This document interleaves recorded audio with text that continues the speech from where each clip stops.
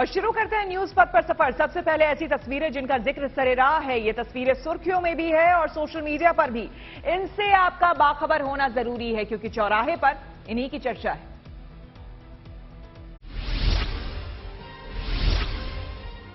उत्तर प्रदेश के औरैया में राष्ट्रीय सड़क सुरक्षा माह की शुरुआत के दौरान सदर सीट से विधायक गुड़िया कठेरिया खुद सड़क पर उतर गई और लोगों को ट्रैफिक नियमों का पालन करने की सीख देती नजर आईं। विधायक ने बिना हेलमेट पहने कुछ बाइक सवारों को रोका और उन्हें ट्रैफिक रूल्स को लेकर जागरूक किया। हमने स्पष्ट रूप से यहाँ पे लोगों को ये जागरूक किया, लोगों को बताने की कोशिश की कि सड़क से 2 पहिया और 4 पहिया वाहन जिससे भी आप चलते हैं उसके नियमों का पालन करें और अगर कोई खुदा न खास्ता एक्सीडेंट होता है तो एक नागरिक के कर्तव्य का भी पालन करें। दिल्ली में सुप्रीम कोर्ट के सामने यूनाइटेड हिंदू फ्रंट के सदस्यों ने हाथों में बैनर लेकर समलैंगिकता के विरोध में नारेबाजी कर प्रदर्शन किया। देश में समलैंगिक विवाह को मान्यता देने संबंधी सभी याचिकाओं पर सुप्रीम कोर्ट ही सुनवाई करेगा। बहुत सी ऐसी चीजें हैं जो अघोषित रूप से हो रही हैं। अगर आप उनको लीगल ताना बाना दे देंगे तो बहुत नुकसान देने वाली बात है। पहले भी सुप्रीम कोर्ट ने अपनी फाइनल वर्डिक्ट दे चुका है जिसके बैड इफेक्ट्स कितने ज्यादा पड़ रहे हैं। यूपी के ग्रेटर नोएडा में सड़क पर चेकिंग के दौरान पुलिस से अभद्र व्यवहार करने के आरोप में राहुल भाटी नाम के एक बीजेपी नेता को गिरफ्तार कर लिया गया। पुलिस के मुताबिक गाजियाबाद के लोकल बीजेपी नेता की कार के शीशों पर काली फिल्म चढ़ी थी और हूटर भी बज रहा था। इसी को लेकर जब पुलिस ने गाड़ी को रोका तो नशे में धुत बीजेपी नेता ने पुलिस से बदसलूकी की, जिसके बाद कानूनी कार्रवाई की गई।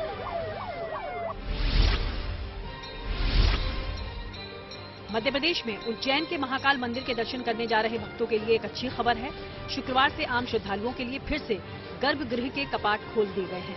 दरअसल मंदिर में भक्तों की बढ़ती संख्या को देखते हुए 24 दिसंबर को गर्भगृह में आम श्रद्धालुओं के प्रवेश पर रोक लगा दी गई थी, लेकिन अब फिर से दर्शनार्थी मंदिर के गर्भगृह में पहुंचकर बाबा महाकाल के दर्शन कर सकते हैं।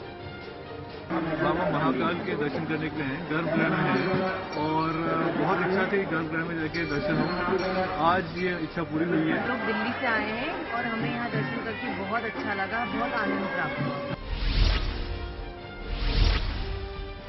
गुजरात के मोरबी में रहने वाले एक बुजुर्ग का बनाया हैंगिंग ब्रिज चर्चा का विषय बना हुआ है। 73 साल के कांजीभाई बारेजिया ने 20 दिन में पिछले साल टूटा मोरबी ब्रिज जैसा हूबहू मिनी ब्रिज बनाया है, जिसकी लंबाई करीब 30 फीट है और ये 3 फीट चौड़ा है। बारेजिया का दावा है कि इस पुल पर एक साथ 20 से 25 लोग चल सकते हैं।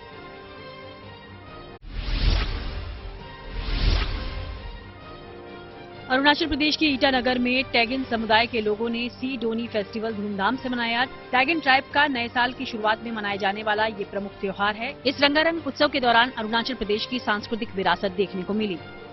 सबसे पहले कह दूं मनंग मनंगा अलन आलू, तो इसका मतलब है सभी को गुड आफ्टरनून।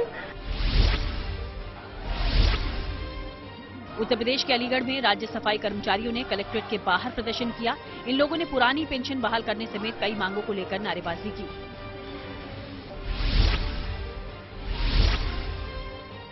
जम्मू कश्मीर के राजौरी में आतंकी हमले से अलर्ट करने वाले एक पालतू कुत्ते की काफी चर्चा हो रही है। बताया जा रहा है कि पिछले दिनों राजौरी के धांगरी इलाके में इस डॉग के अजीब तरह से भौंकने के कारण घरों में रहने वाले लोग अलर्ट हो गए थे, जिससे इलाके के 3 परिवारों की जान बच गई थी।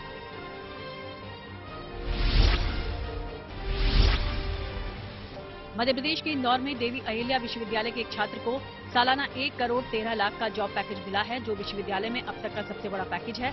विश्वविद्यालय ने बताया कि 5 साल का इंटीग्रेटेड कोर्स करने वाले साहिल अली नाम के छात्र को नीदरलैंड की IT कंपनी ने जॉब का ऑफर दिया है। नीदरलैंड की कंपनी से मिले इस सबसे बड़े जॉब ऑफर को लेकर यूनिवर्सिटी के सभी लोग बेहद खुश हैं।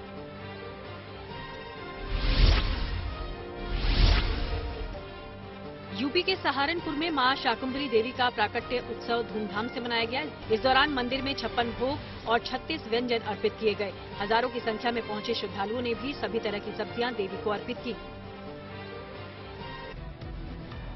जिंदगी का सफर सुहाना हो, इसके लिए सावधान रहना जरूरी है। रोजमर्रा की आपाधापी में कुछ देर बैठकर सोचना समझना भी जरूरी है कि आपके आसपास क्या हो रहा है और जो कुछ हो रहा है उससे हमारी जिंदगी, हमारा परिवार कैसे प्रभावित हो सकता है। इसलिए हॉर्न बजाकर बाखबर करने वाली खबर जरूरी होती है और ऐसी खबर है सर्दी से जुड़ी हुई। बेहिसाब सर्दी से मुश्किलें भी बेहिसाब है, लेकिन चिंता इसलिए बढ़ गई है क्योंकि अब सर्दी जानलेवा साबित हो रही है। उत्तर भारत में कड़कड़ाती ठंड का दौर अभी जारी है। दिल्ली में पारा 2 डिग्री के नीचे चला गया है और राजस्थान में पारा माइनस में है। जाहिर है इसकी वजह से रोजमर्रा की जिंदगी प्रभावित हुई है, लेकिन उत्तर प्रदेश के कानपुर में सर्दी की वजह से करीब 40 लोगों की मौत हो गई और इसलिए बेहद जरूरी है कि सर्दी से सावधान रहने वाला हॉर्न बजाया जाए।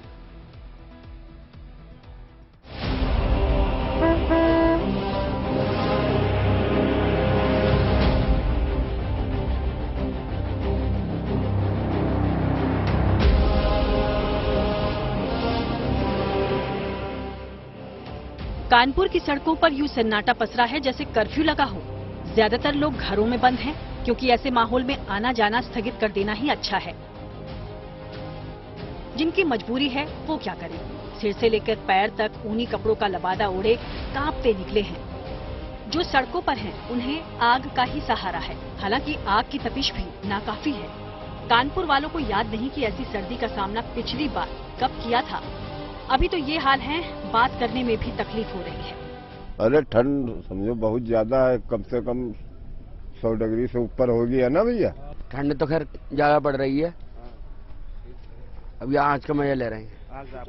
बहुत जरूरत से ज्यादा ठंड है, क्योंकि जो आम पब्लिक है यहाँ पर और इतनी ठंड की वजह से जगह जगह सब ताप रहे हैं। समस्या बहुत तगड़ी है सर, बहुत तगड़ी सर्दी है।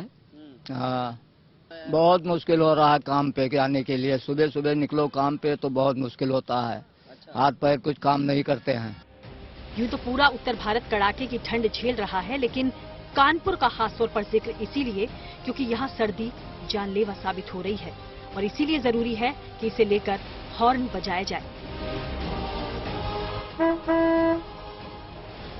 यूपी में सर्दी इस बार लोगों की कठिन परीक्षा ले रही है, लेकिन कानपुर में हालत बेहद खराब है। हार्ट और ब्रेन अटैक से करीब 40 रोगियों की मौत हो गई। दिल के 17 मरीज तो कार्डियोलॉजी की इमरजेंसी तक भी नहीं पहुंच पाए। उन्हें चक्कर आया, बेहोश हुए और उनका देहांत हो गया। डॉक्टर का कहना है कि ठंड में अचानक ब्लड प्रेशर बढ़ने से नसों में खून जम जा रहा है और इसी वजह से हार्ट अटैक और ब्रेन अटैक हो रहा है। इसके अलावा खून का थक्का जमने से लकवा तक मार जा रहा है। कानपुर में ये हालात नए रिकॉर्ड बना रही सर्दी की वजह से ही है। शीतलहर के चलते पूरे उत्तर भारत में हार्ट और ब्रेन अटैक के मामले बढ़ते जा रहे हैं। सिर्फ कानपुर की बात करी जाए तो ये आंकड़ा चौंकाने वाला है। इस वक्त मैं मौजूद हूं कानपुर के कार्डियोलॉजी हॉस्पिटल के बाहर, जो कि आसपास के जिलों में सबसे बड़ा हार्ट का हॉस्पिटल है। और सिर्फ यहां की बात करी जाए तो पिछले 2 दिनों में 40 से ज्यादा लोगों को अपनी जान गंवानी पड़ी है। ऐसी सर्दी को लेकर बेहद सावधान रहने की जरूरत है, क्योंकि सर्दी की चुनौती रोज बड़ी होती जा रही है। दिल्ली तो शिमला से भी सर्द हो चली है। गुरुवार को दिल्ली में पारा 3 डिग्री से नीचे और शुक्रवार को 2 डिग्री से भी नीचे चला गया। दिल्ली के आया नगर में न्यूनतम तापमान 1.8 डिग्री सेल्सियस दर्ज किया गया। हालांकि मौसम को लेकर मानक माने जाने वाले सफदरजंग केंद्र में न्यूनतम तापमान 4 डिग्री रहा। दिल्ली में इस बार की जनवरी पिछले 2 सालों की सबसे सर्द जनवरी बन गई है। पारा 4 डिग्री दर्ज किया गया सफदरजंग में, जबकि आया नगर में 2 डिग्री से भी कम, जी हाँ 1.8 डिग्री पारा दर्ज किया गया है। और सुबह जो कड़कड़ाती ठंड है, एक तो कोहरे की चादर पूरे उत्तर भारत में दिख रही है, राजधानी में भी। अब सोचिए कि 3 लेयर पहनने के बाद भी मुझे ठंड महसूस हो रही है, हाथों में जकड़न है। लेकिन मैं जहां इंडिया गेट पर हुई तस्वीर आपको दिखाएं, परेड के पीछे सबसे पहले जहां राष्ट्रपति भवन है, अब कोहरा इतना है कि विजिबिलिटी जो 500-600 मीटर की होती है, देखिए आपको दिखाई नहीं देगा। दिल्ली वालों को इस वक्त सैर सपाटे के लिए पहाड़ पर जाने की जरूरत ही नहीं, क्योंकि शिमला, डलहौजी, धर्मशाला या मसूरी से ज्यादा ठंड इस वक्त राजधानी दिल्ली में है। वहीं राजस्थान में तो माइनस डिग्री वाली ठंड पड़ रही है। राजस्थान में इस बार ठंडी अपना प्रकोप बरसा रही है। पिछले 2 दिन से लगातार ठंड बढ़ती जा रही है। आप देख सकते हैं किस तरह से लोग सुबह सुबह जो है अपने आप को गर्म रखने के लिए आग का जो है अलाव कर रहे हैं। तापमान की बात करें, सबसे कम तापमान जो है माउंट आबू में रिकॉर्ड किया गया, जब कल रात को -6 डिग्री सेल्सियस टेम्परेचर रिकॉर्ड किया गया। फतेहपुर के अंदर 1.7 डिग्री सेल्सियस और सीकर के अंदर 1.5 डिग्री सेल्सियस। जोबनेर में, जो कि जयपुर का ही हिस्सा है, उसमें -4 डिग्री सेल्सियस तापमान जो है रिकॉर्ड किया गया था। अधिकतर राज्यों में जो है, जिलों के अंदर जो है वह टेम्परेचर औसतन 3 डिग्री टेम्परेचर मिनिमम जो है रिकॉर्ड किया गया था। ऐसे ही हालात पंजाब और हरियाणा में भी हैं। गुरदासपुर से लेकर चंडीगढ़ सभी सर्दी का सितम झेल रहे हैं। कुल मिलाकर आधा हिंदुस्तान ठिठुर रहा है और अभी 2-3 दिन बहुत सावधान रहने की जरूरत है। इसीलिए अपने घर परिवार, पड़ोसी और रिश्तेदार सभी को अलर्ट कीजिए, हॉर्न बजाइए।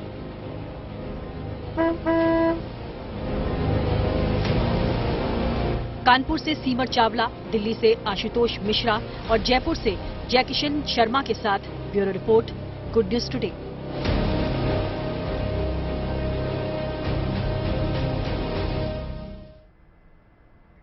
लेकिन ऐसी सर्दी में सावधानी क्या रखी जाए, ये समझने के लिए हमने मैक्स अस्पताल के डॉक्टर वैभव मिश्रा से बात की। क्या कुछ कहा उन्होंने, आइए सुनते हैं।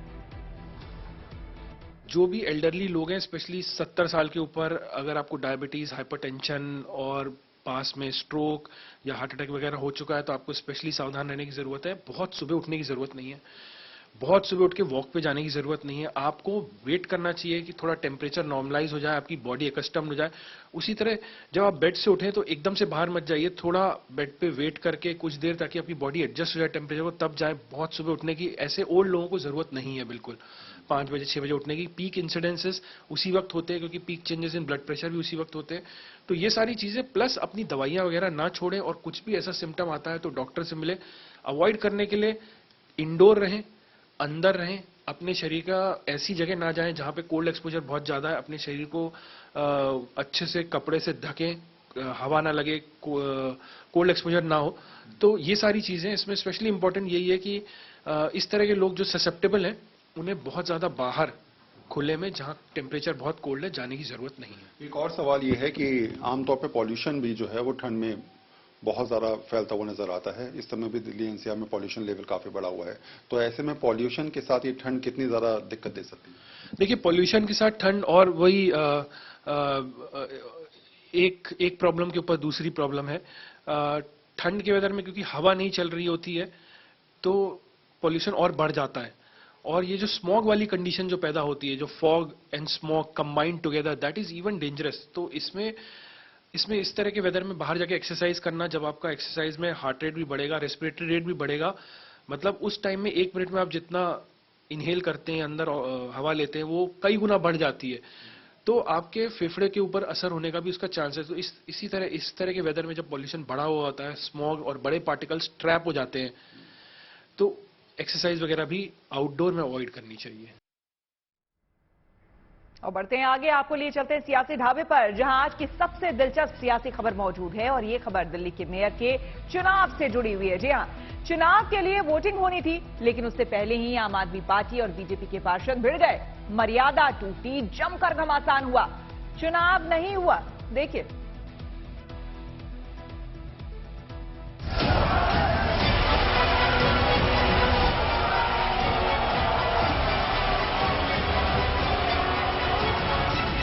लोकतंत्र भले ही शर्मसार हो जाए, लाज मगर इनको नहीं आती। एमसीडी के मेयर के चुनाव के लिए माननीय इकट्ठा हुए थे, लेकिन महाभारत शुरू हो गई। मारपीट, हाथापाई, धक्का मुक्की, गाली गलौज और लात घूंसे। यानी मेयर का चुनाव तो नहीं हुआ, लेकिन वो सब हो गया जिसकी उम्मीद जनता ने चुने हुए प्रतिनिधियों से नहीं की थी। एमसीडी में आम आदमी पार्टी और बीजेपी के ज्यादातर नवनिर्वाचित पार्षद एक दूसरे पर हमलावर हो गए। किसी ने घसीटा, किसी ने कपड़े फाड़ दिए तो किसी को चोट आई। इसी तरह दिल्ली का सिविक सेंटर सियासत का कुरुक्षेत्र बन गया। किसी को इस बात की फिक्र नहीं थी कि दिल्ली और देश की नजरें उन पर हैं। दिलचस्प तो ये है कि जब मामला शांत हुआ तो दोनों ही पार्टियों ने एक दूसरे पर मर्यादा तोड़ने और संविधान की धज्जियां उड़ाने का आरोप मढ़ा। हमारे 4 पार्षद घायल हुए, एलएनजेपी के अंदर उनका इलाज चल रहा है।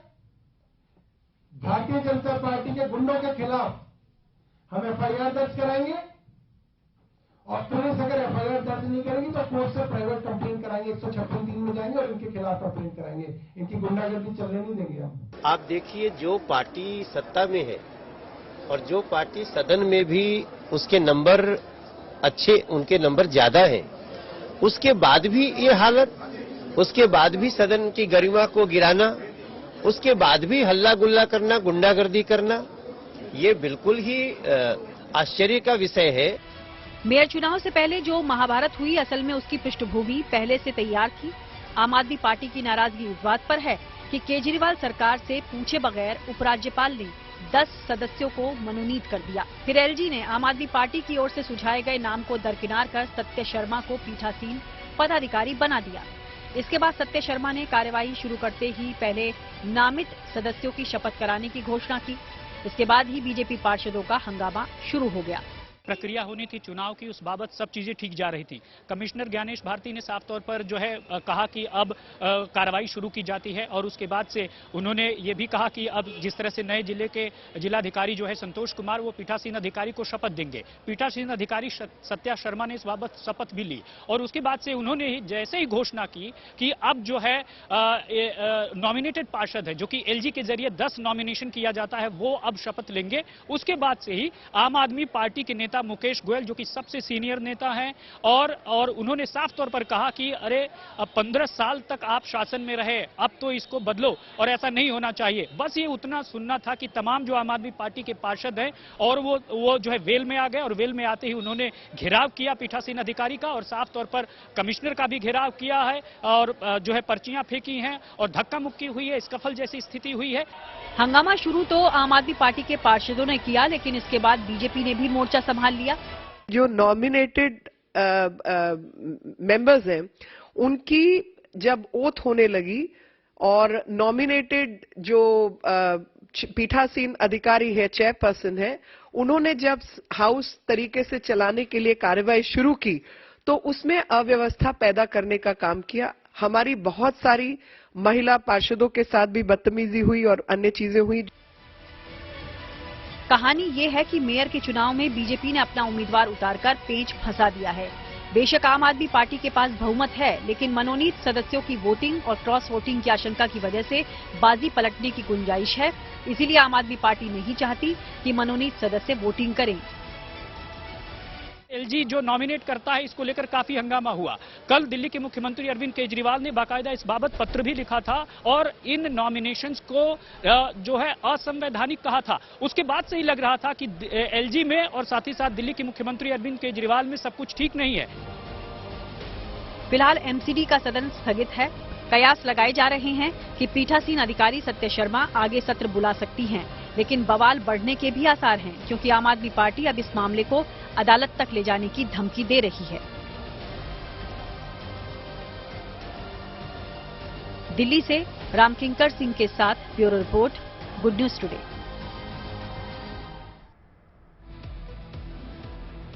और एमसीडी में मेयर के चुनाव में आम आदमी पार्टी का पलड़ा सीधे तौर पर भारी है, लेकिन उलटफेर की भी संभावना है। पहले वोटों का गणित समझिए आप। मेयर के चुनाव में दिल्ली के 250 पार्षद वोट करेंगे। इसके अलावा दिल्ली के 7 लोकसभा सांसद और 3 राज्यसभा सांसद मतदान करेंगे। साथ ही विधानसभा के 14 विधायक भी मतदान करेंगे। इस तरह से कुल 274 सदस्य मतदान करेंगे और मेयर सीट जीतने के लिए 138 वोट चाहिए। लेकिन कांग्रेस ने खुद को चुनाव से अलग कर लिया है। इसकी वजह से कुल सीट 265 हो गई है और जीत के लिए 133 वोटों की जरूरत होगी। इस हिसाब से अगर देखा जाए तो बाजी आम आदमी पार्टी के हाथ में जाती नजर आती है, क्योंकि पार्टी के पास एमसीडी में 134 पार्षद, 3 राज्यसभा सदस्य और 13 विधायकों को मिलाकर 150 सदस्य हैं। वहीं बीजेपी के पास 104 पार्षद, 1 निर्दलीय पार्षद, 7 सांसद और 1 विधायक है। इस प्रकार बीजेपी के पास 113 वोट का आंकड़ा है, यानी बहुमत आम आदमी पार्टी के पास है, जबकि बीजेपी को जीत के लिए अतिरिक्त 20 वोटों की जरूरत होगी। लेकिन आम आदमी पार्टी की चिंता जुड़ी है मनोनीत सदस्यों से। राज्यपाल ने 10 सदस्यों को मनोनीत किया है। अभी साफ नहीं है कि ये सदस्य मतदान करेंगे या नहीं। आम आदमी पार्टी नहीं चाहती कि वो वोटिंग करे। आज जो महाभारत हुई, उसके पीछे यही सियासी तनातनी है। वैसे आपको ये भी जानना चाहिए कि एमसीडी में मेयर और डिप्टी मेयर का चुनाव 3 महीने के लिए ही होना है, क्योंकि एमसीडी का सत्र 1 अप्रैल से 31 मार्च तक चलता है। 31 मार्च के बाद एक बार फिर मेयर का चुनाव करना होगा। और न्यूज पथ पर आगे लिए चलते हैं धन बाजार में, जहां शेयर बाजार से लेकर कारोबार तक की सभी अहम खबरें हैं और इसका सीधा रिश्ता आपकी आमदनी और जेब से जुड़ा हुआ है। तो तेज रफ्तार खबरों के बीच ये जरूरी खबरें कहीं छूट ना जाए, सीधे चलते हैं धन बाजार।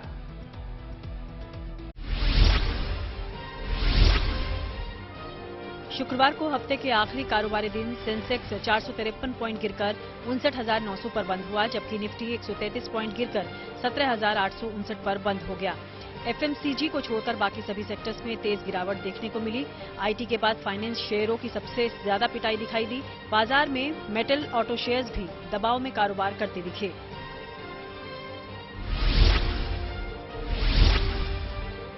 भारतीय सराफा बाजार में शुक्रवार को सोने और चांदी के दाम में फिर कमी दर्ज की गई। India Boolean and jewellers association के अनुसार शुक्रवार को सोना प्रति 10 ग्राम 55,584 रुपए तक आ गया। वहीं चांदी की कीमत 67,591 रुपए प्रति किलो हो गई।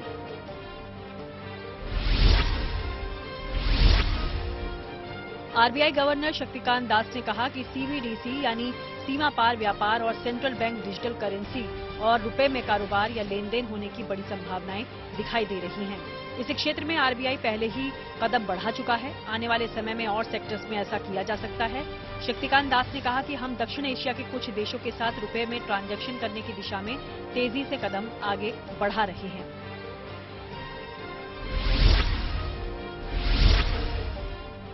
हाल ही में एयर इंडिया के विमान में यूरिनेशन के गंभीर मामले को लेकर एयरलाइन के सीईओ कैम्पबेल विल्सन ने अपने कर्मचारियों के लिए फरमान जारी किया। मुख्य कार्यकारी अधिकारी ने कर्मचारियों से किसी भी अनुचित व्यवहार की तुरंत जानकारी देने को कहा है। उन्होंने ये भी कहा कि अगर मामले का निपटारा हो चुका हो तो भी इसकी जानकारी दी जाए।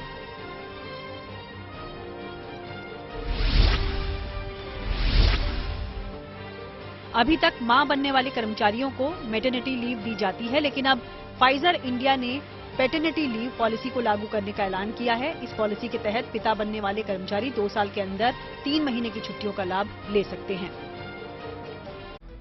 न्यूज पथ पर आगे पब्लिक होर्डिंग पर पढ़ाई लिखाई से जुड़ी एक बड़ी खबर है। एजुकेशन सेक्टर में सरकार एक ऐसा कदम उठाने जा रही है जिससे ऑक्सफोर्ड, येल और स्टैनफोर्ड जैसी दुनिया की जानी मानी यूनिवर्सिटी में पढ़ने के लिए युवाओं को अब विदेश जाना नहीं होगा। आपको बता दें कि सरकार के इस कदम के बाद पहली बार हायर एजुकेशन देने वाली विदेशी विश्वविद्यालय भारत में ही अपने कैंपस खोल सकेंगे। इसके लिए यूजीसी यानी कि यूनिवर्सिटी ग्रांट्स कमीशन ने ड्राफ्ट रेगुलेशंस जारी किया है, जिसमें विदेशी संस्थानों के भारत में कैंपस खोलने और उनके ऑपरेशन के नियम कायदे तय किए गए हैं। इसके तहत 2 तरह के विदेशी संस्थान भारत में कैंपस खोलने के लिए आवेदन कर सकते हैं। पहला वो यूनिवर्सिटी जो टॉप 500 संस्थानों में शामिल है और दूसरा वे संस्थान जो सब्जेक्ट वाइज अपने देश में प्रतिष्ठित संस्थान माने जाते हैं। विदेशी संस्थानों को भारत में कैंपस खोलने की योग्यता तय करने के लिए यूजीसी एक स्टैंडिंग कमेटी बनाएगी। ये कमेटी यूजीसी रेगुलेशंस के सभी पहलुओं को ध्यान में रखते हुए 45 दिन के अंदर अपनी सिफारिश देगी। इसके बाद यूजीसी की तरफ से अप्रूवल दिया जाएगा और इसके 2 साल के भीतर भारत में कैंपस खोलने की मंजूरी दी जाएगी। भारत में कैंपस खोलने वाले विदेशी संस्थानों को दाखिले की प्रक्रिया तय करने और देश विदेश के छात्रों को दाखिला देने की आजादी होगी। इसके साथ ही विदेशी संस्थानों को कोर्स की फीस तय करने की भी छूट होगी, जो कि पारदर्शी और वाजिब होगी। विदेशी संस्थानों को अपनी वेबसाइट पर दाखिला शुरू करने से कम 60 दिन पहले पूरी जानकारी के साथ प्रोस्पेक्टस मुहैया कराना होगा। भारत में हायर एजुकेशन देने वाले विदेशी संस्थान अपने कैंपस में फैकल्टी और स्टाफ को देश या विदेश कहीं से भी भर्ती कर सकेंगे। यूजीसी से अप्रूवल लिए बिना ये विदेशी संस्थान अपने कैंपस में किसी भी कोर्स या फिर प्रोग्राम को बंद नहीं कर सकेंगे। अगर कोई कोर्स किसी कारण से बंद होता है तो ये संस्थान की जिम्मेदारी होगी कि वो पीड़ित छात्रों को दूसरा विकल्प दे। विदेशी संस्थानों को छात्रों की शिकायतों के लिए एक मैकेनिज्म बनाना होगा। हालांकि संस्थान के रवैये से नाखुश छात्र यूजीसी में भी अपील कर सकेंगे। और चीन में एक हफ्ते में कोरोना के मामलों में करीब 50% की बढ़ोतरी हो गई है। चलते हैं सीधे न्यूज एक्सप्रेस पे, जहां पर विदेश की कई और जरूरी खबरें कर रही हैं आपका इंतजार।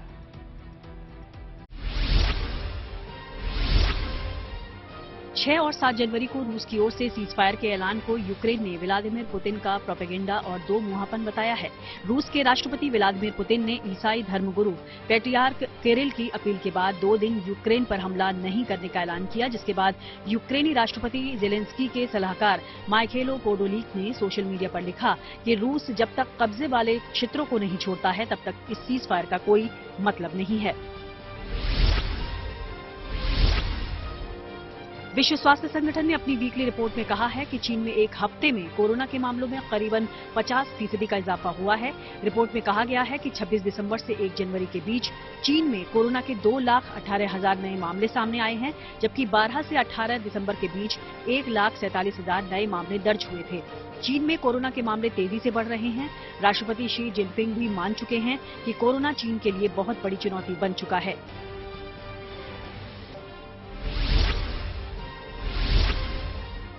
पाकिस्तान के रक्षा मंत्री ख्वाजा आसिफ ने जनसंख्या नियंत्रण को लेकर अजीबोगरीब बयान दिया है। पाकिस्तानी मंत्री ने कहा कि जहां जहां बत्ती रात 8 बजे बंद हो जाती है वहां बच्चों की तादाद कम है, यानी वहां कम बच्चे पैदा होते हैं। ख्वाजा आसिफ बिजली की बचत को लेकर शहबाज शरीफ कैबिनेट की एक अहम फैसले की जानकारी मीडिया को दे रहे थे और इसी दौरान उन्होंने ये बात कही।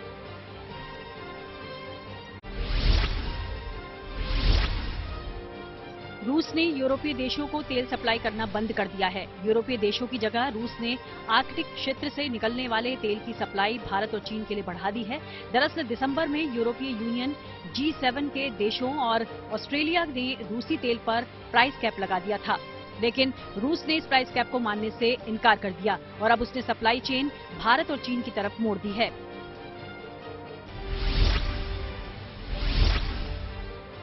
पाकिस्तानी फाइटर जेट्स के अफगानिस्तान स्थित तहरीक-ए-तालिबान पाकिस्तान के ठिकानों पर बम बरसाने की खबरें आ रही हैं। अफगानिस्तान के पत्रकारों ने सोशल मीडिया पर तबाही की तस्वीरें शेयर करते हुए लिखा है कि पाकिस्तानी जेट्स ने टीटीपी के ठिकानों पर एयर स्ट्राइक की है। हालांकि दोनों देशों की सुरक्षा एजेंसियों ने इस दावे को खारिज कर दिया है।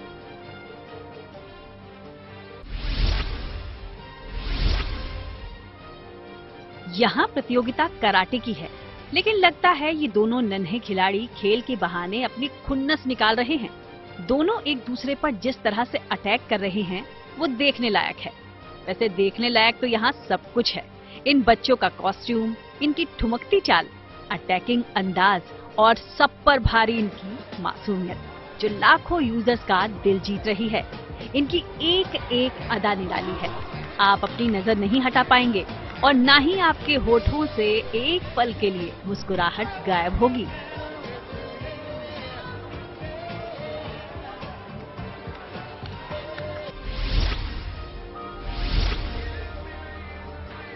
जैवलिन थ्रोअर नीरज चोपड़ा मैदान में यूं ही कमाल नहीं करते हैं।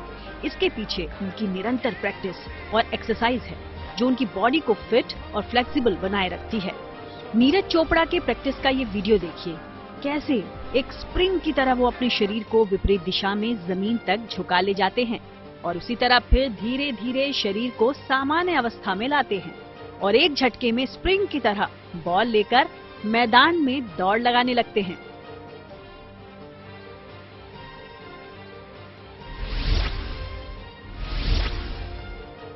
जिंदगी हो या खेल, बैलेंस बेहद जरूरी है, लेकिन ये सबके बस की बात नहीं। अब इस लड़की को ही देख लीजिए, 5-5 गेंदों के साथ किस तरह तालमेल बैठा रही है। आपकी पलक नहीं झपकेगी कि उधर गेंद की जगह बदल जाएगी, वो भी सटीक उसी जगह पर जहां ये लड़की उसे शिफ्ट करना चाहती है। आप एक बार चक्कर में पड़ जाएंगे कि कौन सी गेंद अभी अभी किस पोजीशन में थी। वैसे ये सब करने के लिए बहुत प्रैक्टिस की जरूरत होती है, लेकिन जो लोग कर पाते हैं वो वाकई में कमाल करते हैं।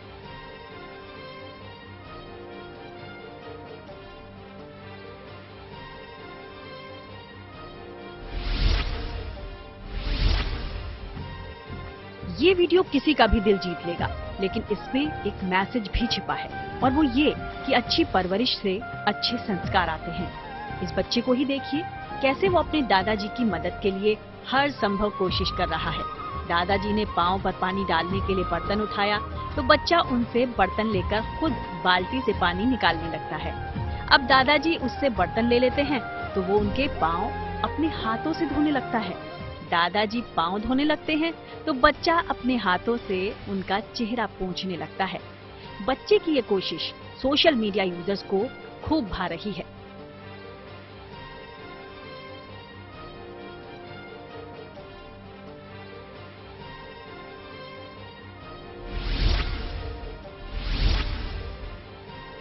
कुछ तस्वीरें चुपचाप बहुत कुछ कह जाती हैं। एक पतले से तार पर पंछियों की ये छोटी सी टोली फंस गई है, लेकिन देखिए ना वो कैसे एक दूसरे की हिफाजत करने की कोशिश कर रही है। कोई एक पंछी लड़खड़ाता है तो दूसरा संभालने के लिए उसे सहारा दे देता है। मुश्किल में किसी का साथ कितनी बड़ी ताकत होती है, ये इन पंछियों के इस अंदाज से समझा जा सकता है। कुछ खबरें ऐसी होती हैं जिन पर घर, परिवार और समाज में चर्चा भी होती है और बहस भी। सोशल अड्डा में आज ऐसी ही एक खबर आपको हम दिखाते हैं। हिमालय की वादी में बसा जोशीमठ शहर कुदरत के कोप से कराह रहा है। जोशीमठ के 800 से ज्यादा घरों में दरारें पड़ने के बाद लोगों को अब सुरक्षित ठिकानों पर ले जाया जा रहा है। जमीन धंसने की वजह से कई सड़कें भी तबाह हो चुकी हैं। देखिए ये रिपोर्ट।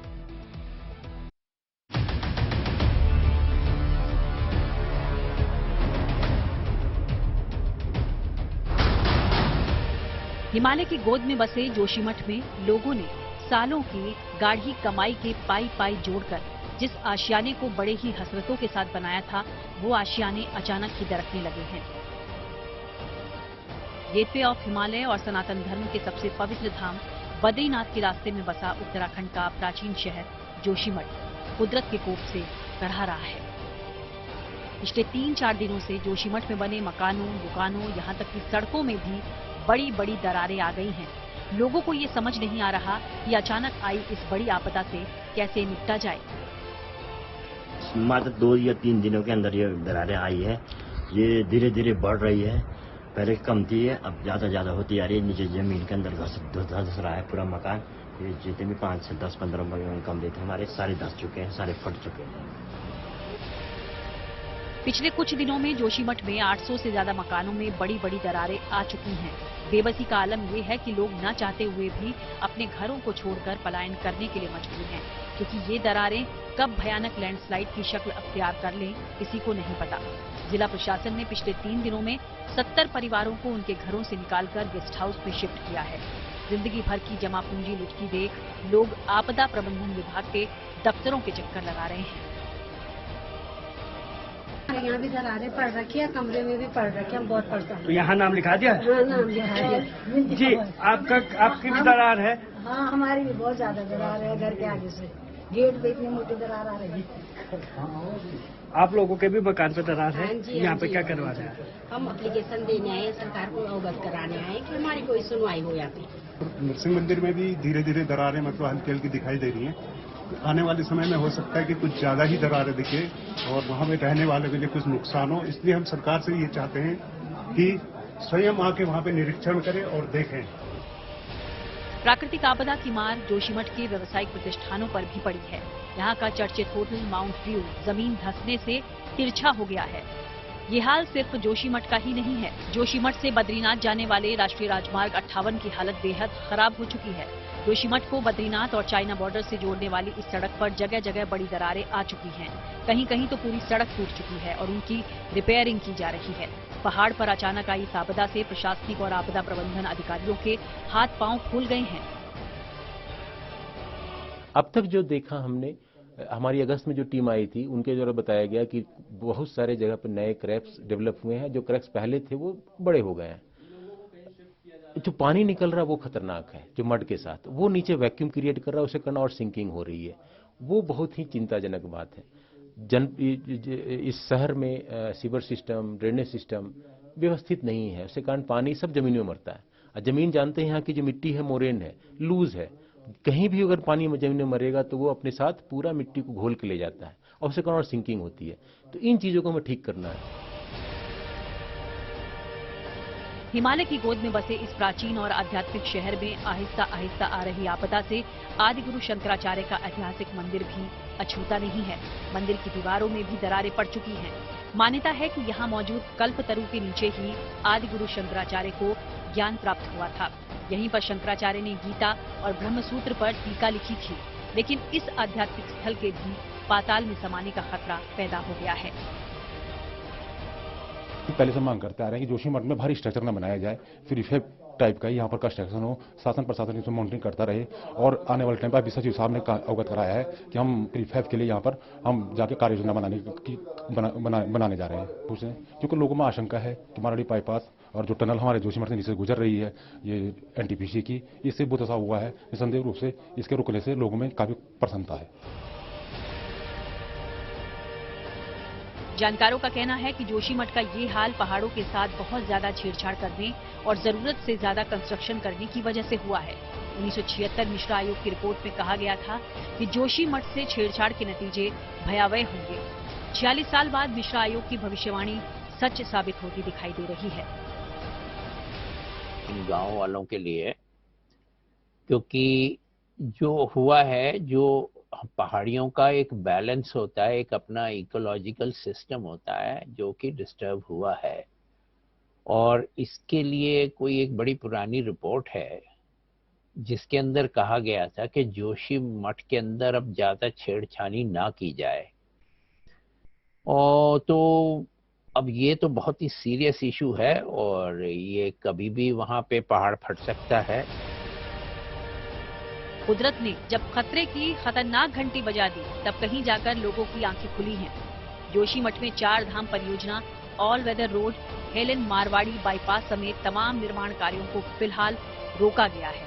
इसके अलावा एनटीपीसी पावर प्रोजेक्ट के टनल के अंदर का काम भी पूरी तरह से रोक दिया गया है। लेकिन सवाल तो उन लोगों का है जिनके आशियाने दरक रहे हैं। उनके बेहिसाब दर्द की दवा आखिर कौन देगा? Bureau report, good news today. और बॉलीवुड फिल्मों के बॉयकॉट के ट्रेंड को रोकने की सिफारिश उत्तर प्रदेश के मुख्यमंत्री से की गई है। और क्या कुछ है फिल्मी मोड़ पर, आइए देखते हैं। बॉलीवुड एक्टर सुनील शेट्टी ने मुंबई दौरे पर गए उत्तर प्रदेश के मुख्यमंत्री से गुजारिश की कि वो बॉयकॉट ट्रेंड को रोकने में फिल्म इंडस्ट्री की मदद करें। उन्होंने कहा कि इंडस्ट्री के खिलाफ चल रहे बॉयकॉट ट्रेंड को रोकना चाहिए क्योंकि इस ट्रेंड से फिल्म इंडस्ट्री को काफी नुकसान पहुंच रहा है। उन्होंने सीएम योगी से इस मसले को पीएम नरेंद्र मोदी तक पहुंचाने की भी गुजारिश की। फरवरी में रिलीज होने वाली अजय देवगन स्टारर मैदान फिल्म अब 12 मई को सिनेमाघरों में रिलीज होगी। कहा जा रहा है कि फरवरी में कई फिल्मों की रिलीजिंग डेट है और अजय देवगन नहीं चाहते हैं कि उनकी ये बेहतरीन फिल्म और फिल्मों के बीच सैंडविच बने। मैदान फिल्म 1952 से 1962 के बीच भारतीय फुटबॉल के गोल्डन एरा पर आधारित है।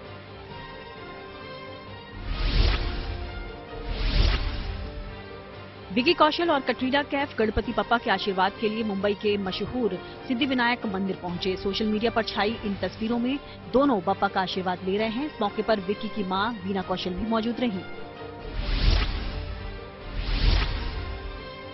कार्तिक आर्यन स्टारर शहजादा का ट्रेलर 12 जनवरी को रिलीज होगा। ट्रेड एनालिस्ट तरण आदर्श ने अपने ऑफिशियल इंस्टाग्राम हैंडल पर शहजादा के ट्रेलर रिलीज डेट की जानकारी दी। अपनी कॉमिक टाइमिंग के लिए मशहूर कार्तिक शहजादा के जरिए बड़े पर्दे पर पहली बार एक्शन अवतार में दिखेंगे। 6 जनवरी को AR रहमान का जन्मदिन है। उनके जन्मदिन पर बेटे अमीन ने भी उनके साथ एक तस्वीर शेयर की है जिसमें अमीन ने तस्वीर शेयर करते हुए लिखा, दुनिया के सबसे अच्छे पिता। रहमान के जन्मदिन पर उनके फैंस भी शुभकामनाएं दे रहे हैं। आपको बता दें कि AR रहमान और उनके बेटे अमीन का जन्मदिन एक साथ 6 जनवरी को ही होता है।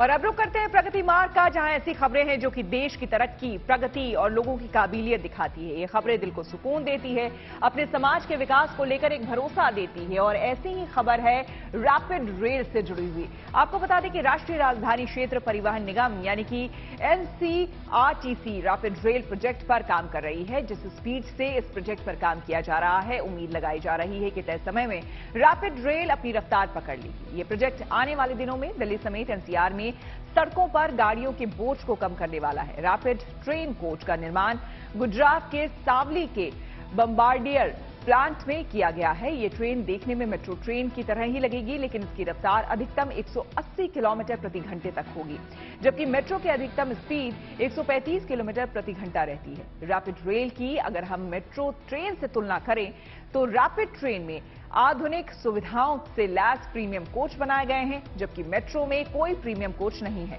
प्रीमियम कोच में हवाई अड्डों की तरह प्रीमियम लाउंज भी होगा, जो कि बिजनेस क्लास की सुविधा देगा।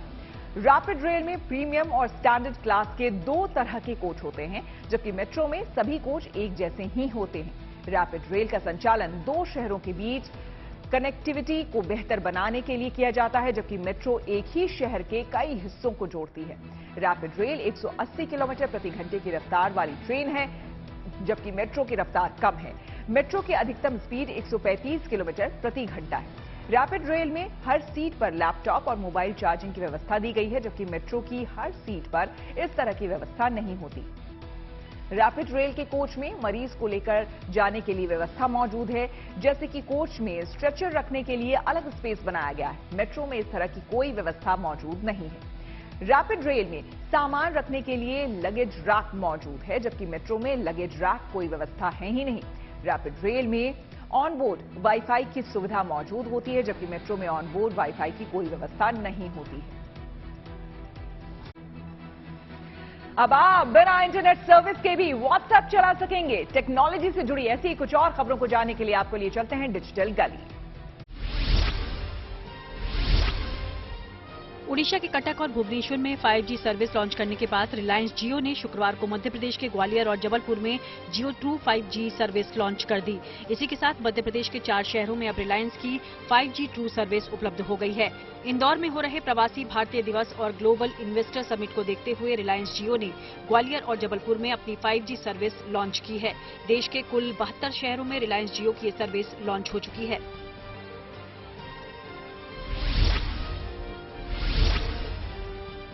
मैसेजिंग ऐप व्हाट्सएप ने अपने यूजर्स को नए साल पर एक बेहतरीन तोहफा दिया है। व्हाट्सएप ने प्रॉक्सी सपोर्ट फीचर लॉन्च किया है, जिसकी मदद से आप बगैर इंटरनेट सर्विस के भी इस प्लेटफॉर्म से जुड़े रह पाएंगे। इस नए फीचर की मदद से ऐप के यूजर्स दुनिया भर में वॉलंटियर्स और ऑर्गेनाइजेशंस के प्रॉक्सी सर्वर सेटअप के जरिए कनेक्ट रह सकेंगे।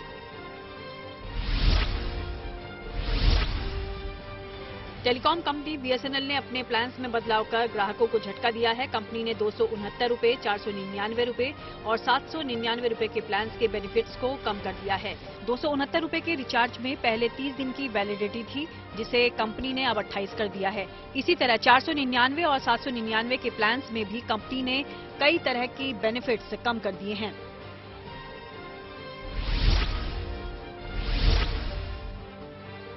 एप्पल कंपनी अपने आईफोन 12 सीरीज के हैंडसेट पर काफी आकर्षक ऑफर दे रही है। फ्लिपकार्ट पर 5G सपोर्टेड आईफोन 12 मिनी पर जो ऑफर दिया जा रहा है, उसे सुनकर आपको भरोसा नहीं होगा। फ्लिपकार्ट पर आईफोन 12 मिनी को आप 38,000 रुपए में खरीद सकते हैं। इसके अलावा इस पर बैंक डिस्काउंट के साथ एक्सचेंज ऑफर भी है।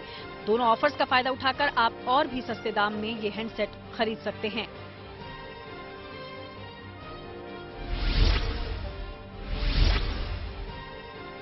जर्मनी की मशहूर कार निर्माता कंपनी BMW ने एक ऐसी कार का कॉन्सेप्ट पेश किया है जो न सिर्फ जरूरत के हिसाब से रंग बदलेगी बल्कि आपसे बात भी करेगी। BMW ने नई iVision D कॉन्सेप्ट को लास वेगास में चल रहे कंज्यूमर इलेक्ट्रॉनिक शो में प्रदर्शित किया है। कंपनी का दावा है कि जरूरत पड़ने पर ये कार 32 तरह के रंग बदल सकती है।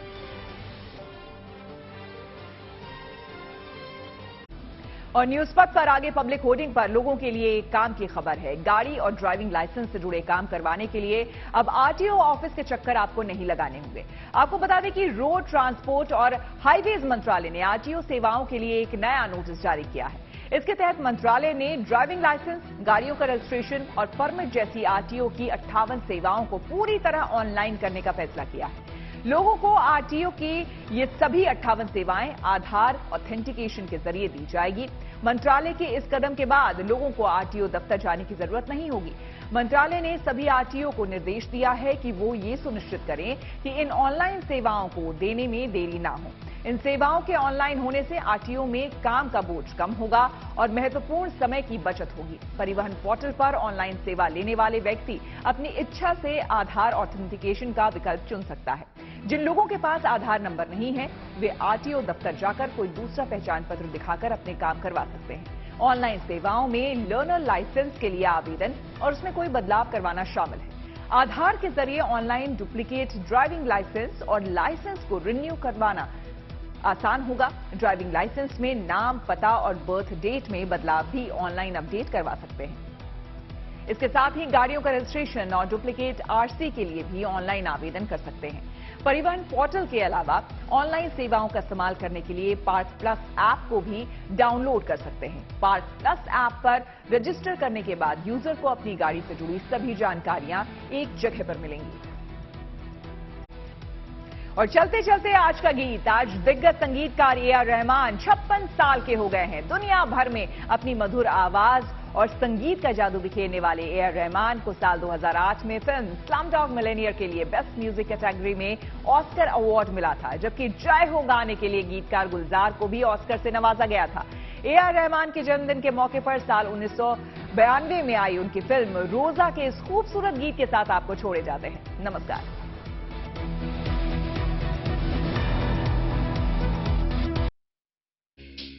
ये हंसी वादियाँ, ये खुला आसमां, आ गए हम कहाँ है मेरे साजना। इन बहारों में दिल की कली खिल गई, मुझको तुम जो मिले हर खुशी मिल गई। तेरे होठों पे है हुस्न की बिजलियाँ, तेरे गालों पे है जुल्फ की बदलियाँ। तेरे दामन की खुशबू से महके चमन, संग मरमर के जैसा ये तेरा बदन।